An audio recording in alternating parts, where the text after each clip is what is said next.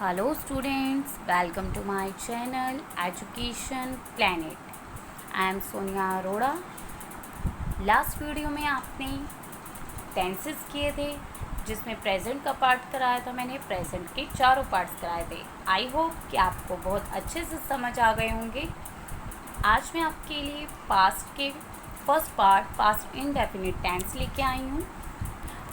तो past indefinite tense में past क्या होता है पहले तो मैं ये एक्सप्लेन करूँगी। पास्ट टेंस का मतलब है जो काम हो चुका है, जिस एक्शन को हम कर चुके हैं उसे पास्ट टेंस कहते हैं।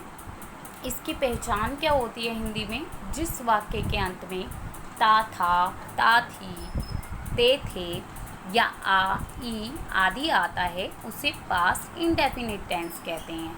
फॉर एग्ज़ाम्पल, वह गया, वे हंसते थे।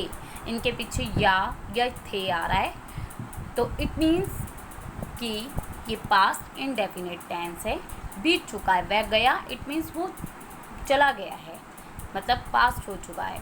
वे हंसते थे मीन्स पहले वो हंसते थे, पास्ट है। इसका रूल क्या होता है? सब्जेक्ट के साथ वर्ब की सेकंड फॉर्म लगाते हैं प्लस ऑब्जेक्ट अगर कोई है। जैसे कि वह गया, वह सब्जेक्ट है तो ही, गया गो की सेकंड फॉर्म होती है वेंट, तो हम लगाएंगे ही वेंट। इसमें कोई ऑब्जेक्ट नहीं है इसलिए हमने कोई ऑब्जेक्ट नहीं लगाया है। उन्होंने गाना गाया, दे सेंग ए सॉन्ग। उन्होंने के लिए दे और सिंग की सेकंड फॉर्म होती है सेंग, सिंग सेंग संग, और सॉन्ग आपका ऑब्जेक्ट है इसीलिए लगाया। तो ये ध्यान रखना है इसमें सब्जेक्ट जो भी हो, चाहे आपका सिंगुलर है या प्लूरल है, उसमें दोनों में आपके सेकंड फॉर्म ही यूज़ होगी और इसमें कोई हेल्पिंग वर्ब नहीं होगी, यही आपकी सीधा सेकंड फॉर्म यूज़ हो जाएगी। ये तो थे आपके सिंपल सेंटेंसेस जो अफर्मेटिव होते हैं। फिर आता है नेगेटिव। नेगेटिव में आपके सेंटेंस का क्या रूल है? Subject plus helping verb. Helping verb यहाँ पे डिड आएगी प्लस नॉट। डिड के साथ हम नॉट लगाएंगे, नेगेटिव है क्योंकि, प्लस वर्ब की, ध्यान रखिएगा वर्ब की फर्स्ट फॉर्म आएगी क्योंकि डिड तो ऑलरेडी ही सेकंड फॉर्म है इसीलिए हमें यहाँ पे सेकंड फॉर्म नहीं लगानी है। प्लस ऑब्जेक्ट आएगा। तो सब्जेक्ट, इसका एक एग्जाम्पल लेते हैं हम।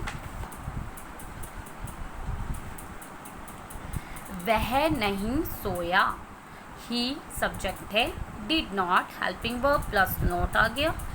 सोया, स्लेप्ट की जगह हम स्लिप लिखेंगे, फर्स्ट फॉर्म लिखेंगे, सेकंड नहीं लिखनी है। जब हम डिड लगा देंगे तो हम फर्स्ट फॉर्म लिखेंगे। उन्होंने खाना नहीं खाया, उन्होंने they did not eat the food, object. Eat आपकी फर्स्ट फॉर्म है इसीलिए लगाया, एट नहीं लगाया है क्योंकि डिड ऑलरेडी सेकंड फॉर्म लगी हुई है। इसमें डिड नॉट हर एक के साथ यूज़ होगा, चाहे सब्जेक्ट सिंगुलर हो या प्लूरल हो। उसके बाद आता है आपका इंटेरोगेटिव। इंटेरोगेटिव में आपका रूल है हेल्पिंग वर्ब पहले आएगी did plus subject plus verb की फर्स्ट फॉर्म प्लस ऑब्जेक्ट। क्या वे दिल्ली गए थे? डिड, वे की जगह दे आएगा।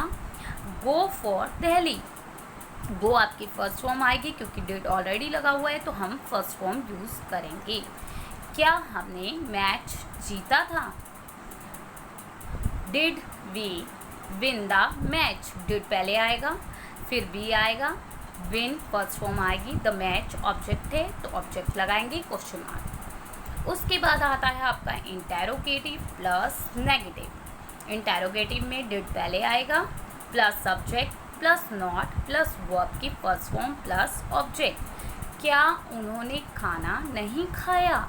Did they subject not eat the food, question mark. ध्यान रखने वाली बात है डिड दे नॉट। जो मैंने टेंसेस कराए हैं इंटेरोगेटिव और नेगेटिव वाले, उसमें आप डिड सब्जेक्ट के बाद दे सब्जेक्ट लगाने के बाद नॉट लगाते हैं, आपकी मर्जी होती है। डिड दे नॉट भी लगा सकते हैं और डिड नॉट दे भी लगा सकते हैं, डिड नॉट इकट्ठा भी लगा सकते हैं अगर आपको कोई प्रॉब्लम नहीं है तो। Did they not eat the food,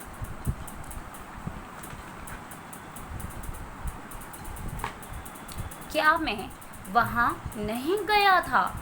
did I subject not go there, वो फर्स्ट फॉर्म है, देयर आपका प्लेस है, तो आप बाद में ऑब्जेक्ट के थ्रू टाइप में इसको पीछे लिख सकते हैं।